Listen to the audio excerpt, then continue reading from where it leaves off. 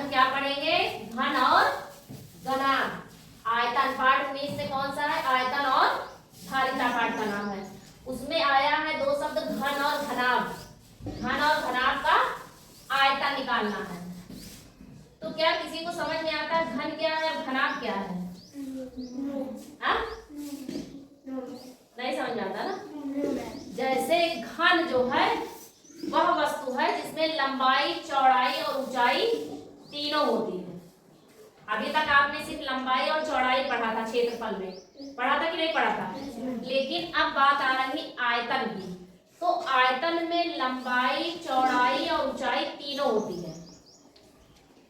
ऊंचाई, ठीक है, तीनों चीजें होती है।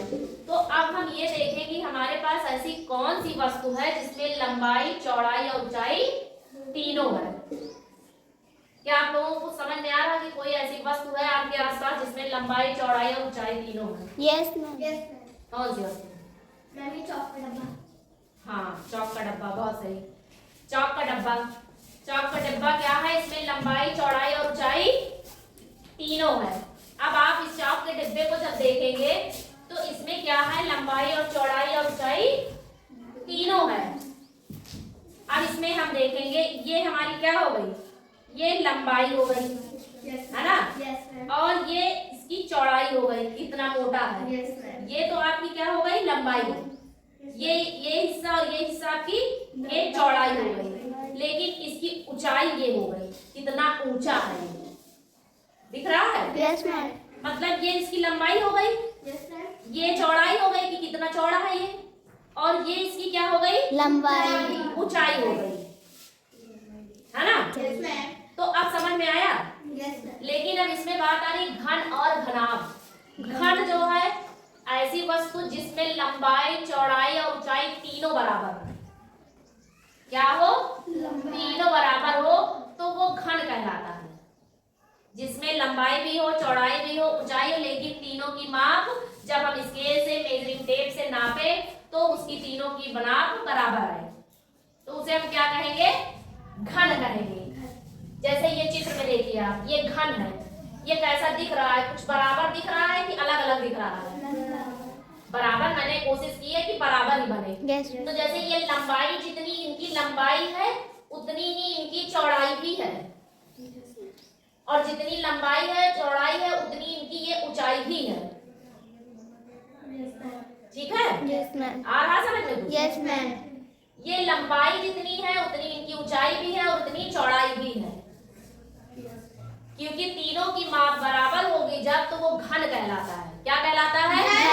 घन। अब हम अपने आसपास ऐसी चीज देखेंगे कि जो क्या घन का उदाहरण हो, जो घन दिखती हो, जैसे घन की तरह। कोई ऐसी चीज है? एक तो लूडो का पासा है, हम आपको दिखाते हैं, ठीक है? जैसे ये देखिए आप, ये दिख रहा है आपको?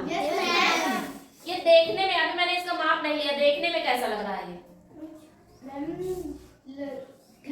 हाँ, क्योंकि मुझे लगता है, इसके लिए करो बेटा, इसकी नाप, लंबाई, चौड़ाई, ऊंचाई सारी चीजें बराबर दिख रही है, ठीक है? लेकिन फिर भी हम आपको चेक करके दिखाते हैं।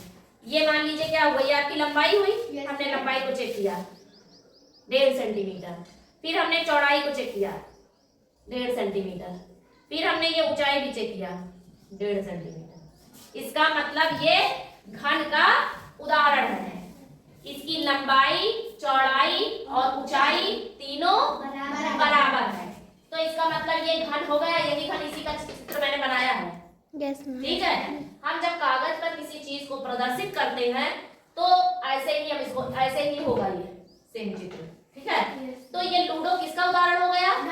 घन का। और एक चीज, हम लोगों ने एक टीएलएम जब बनाया था तो हमने एक लूडो बड़ा सा इसका पासा बनाया था, याद है आप लोगों को? ये बनाया था ना? और हमने इसकी लंबाई नाप कर जो है इसको काटा था, इसके जो गत्ता था उसको हमने काटा था। तो ये मेरे ख्याल से 8 या 9 सेंटीमीटर कुछ था। अब देखते हैं नाप कर कि क्या ये बराबर है।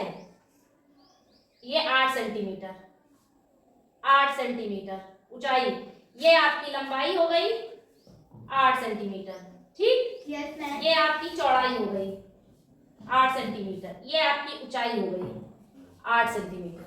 इसका मतलब ये किसका उदाहरण है? घन। घेरा। ये पासा जो हमने बनाया है ये भी क्या है? घन घन है। इसका मतलब इसमें लंबाई, चौड़ाई और ऊंचाई तीनों बराबर है।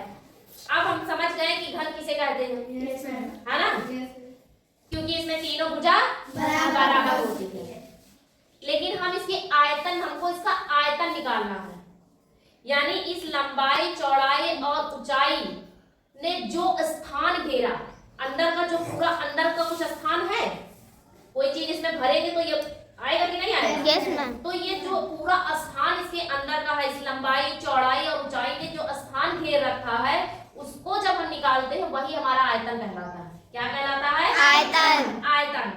तो आयतन का, घन का जो आयतन होता है वो लंबाई गुणे चौड़ाई गुणे ऊंचाई होता है। क्या होता है? लंबाई गुणे चौड़ाई गुणे ऊंचाई होता है। तो क्योंकि घन में लंबाई, चौड़ाई, ऊंचाई तीनों क्या है? बराबर है।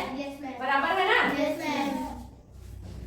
तो यहाँ पर जो घन का आयतन होता है वो लंबाई गुणे चौड़ाई गुणे ऊंचाई होता है। तो भुजा गुणे भुजा गुणे भुजा हो गया, है ना?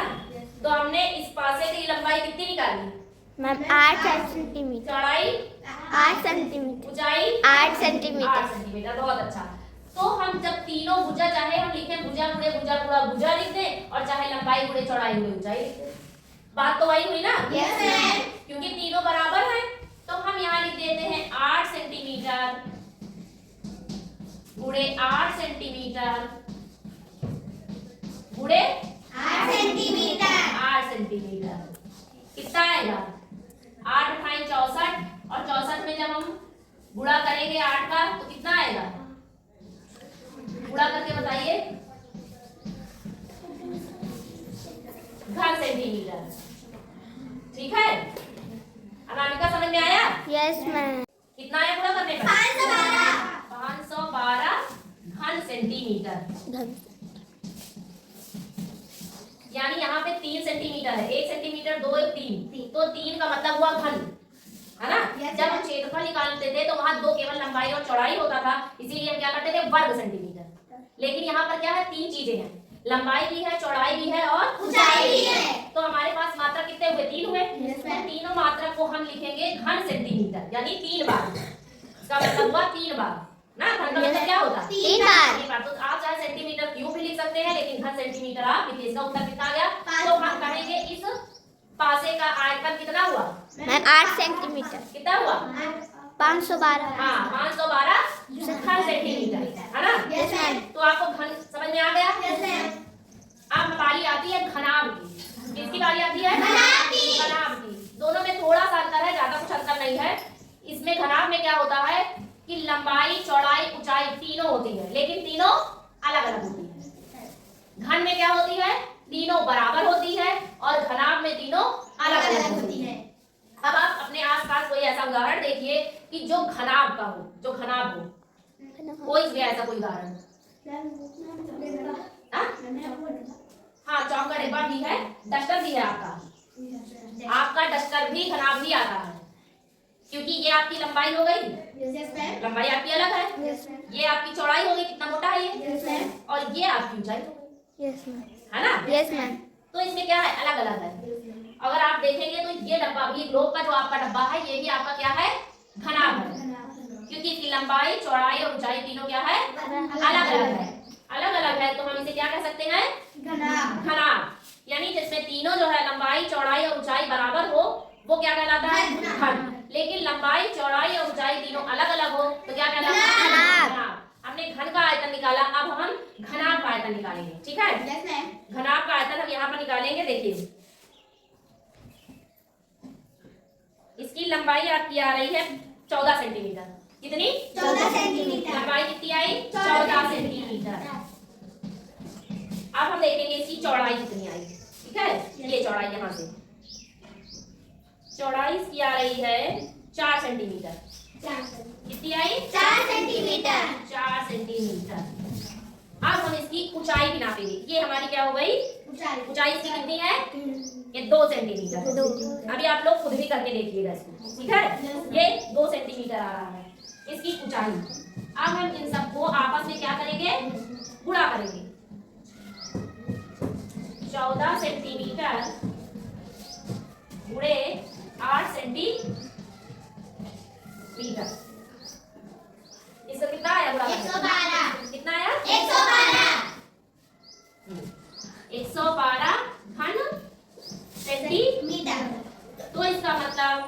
डस्टर ने लंबाई, चौड़ाई और ऊंचाई का जितना एरिया इसने घेरा, जो स्थान इसने घेरा, वो क्या कहलाया? आयतन।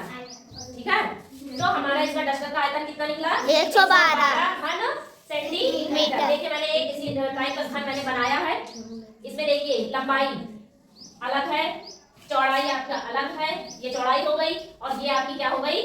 ऊंचाई। तीनों चीजें इसमें क्या है? अलग अलग है। इसको हम इंग्लिश में क्या कहते हैं? कुबोइड। क्या कहते हैं? कुबोइड। और इसको क्या कहते हैं? क्यूब। तो घन और घनाभ, घन जिनके तीनों भुजाएं बराबर हो वो घन कहलाता है, और जिसमें लंबाई, चौड़ाई, ऊंचाई तीनों अलग अलग हो वो घनाभ कहलाता है। ठीक है, आई बात समझ में?